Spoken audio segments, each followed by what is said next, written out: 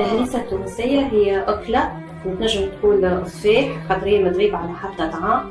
نجم تتاكل معناها وحدها بالزيتونة وبالخبز السخون والكل، وتنجم تكون تفاح في كل ماكلة تتحط وما تغيب على حتى دار. كل مرة تونسية راهي تعمل العولة متاعها متاع الهريسة اللي هي متكونة من الفلفل الشايح اللي يتشيح في الشمس، وطريقة كيفاش تتعمل الهريسة هو يغسلوا الفلفل الشايح أول حاجة، وثاني حاجة ننظفوها كيما هكا مزورعة كيما الهكايا.